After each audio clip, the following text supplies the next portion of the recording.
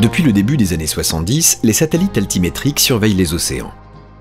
L'observation est basée sur l'altimétrie, une technique de mesure d'altitude qui a été mise en œuvre pour la première fois sur les satellites américains et notamment SeaSat, lancé en 1978.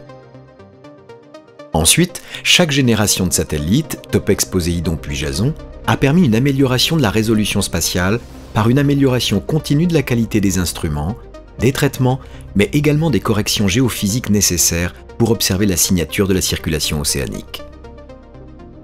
Si cela a permis d'améliorer fortement la résolution spatiale le long de la trace, environ aujourd'hui 30 à 50 km, le défi principal a consisté à fournir une information bidimensionnelle de l'océan.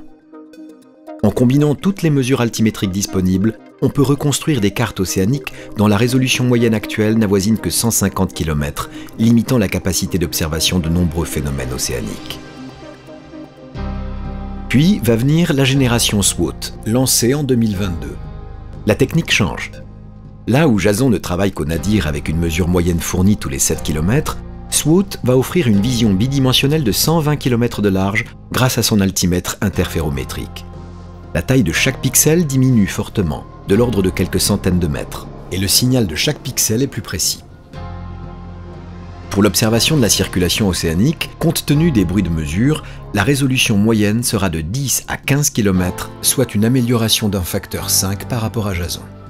Cette performance exceptionnelle va permettre la découverte de phénomènes non observables auparavant.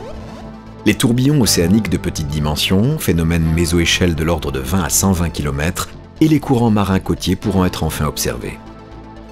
Le signal en surface des petites structures de la marée et des ondes internes devrait également être quantifié, ouvrant la voie à une meilleure compréhension de la circulation océanique globale.